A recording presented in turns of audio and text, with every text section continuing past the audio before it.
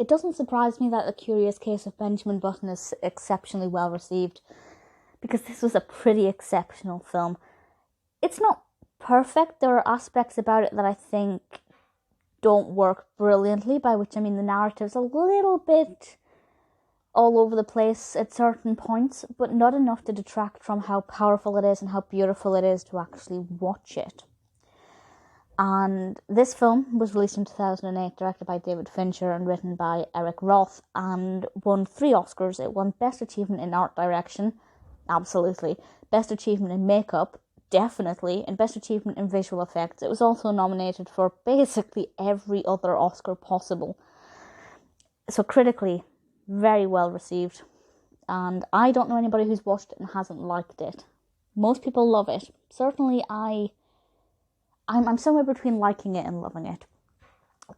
The cast is brilliant. Cate Blanchett as Daisy, Brad Pitt as Benjamin Button. The narrative is what makes it interesting. The description on IMDb is only 1 sentence long, and I honestly think that this is all the information you need to pique your interest. And this says, it tells the story of Benjamin Button, a man who starts aging backwards with consequences.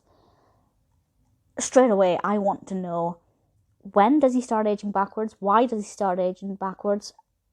What happens? How does it work? What are the effects on his surroundings? And how does he manage to, live? And does he progress? Or, I guess, regress rapidly?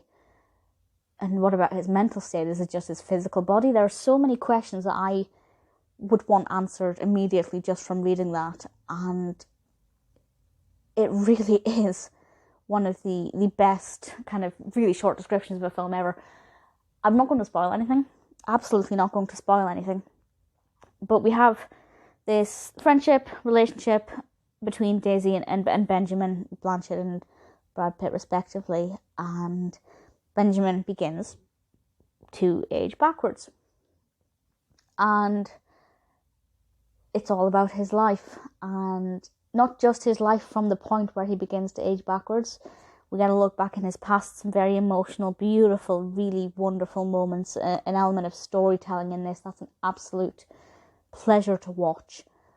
But we also see Benjamin Button aging backwards, or de-aging, or however you want to say it, and the effect it has on him and on those around him.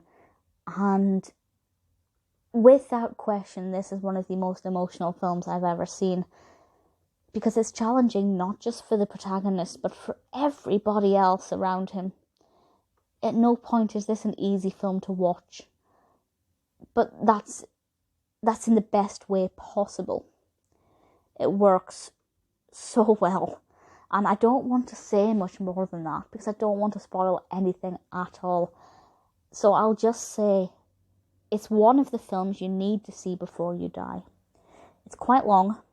It's about 2.5 hours, I believe. And 2 hours 46 according to IMDb. But the narrative develops so well that time will fly. As I said, there are a few times when I thought the narrative was a little bit mixed up and not quite... Not so much not clear, but there were things that I felt didn't fit. But that's really minimal, and something that I just completely ignored. To be honest, I was able to carry on enjoying the film without thinking too much into it. Ultimately, the narrative is beautifully told, very well acted, great cast, supporting cast. Jason Flemyng is in it, Elle Fanning. It's wonderful.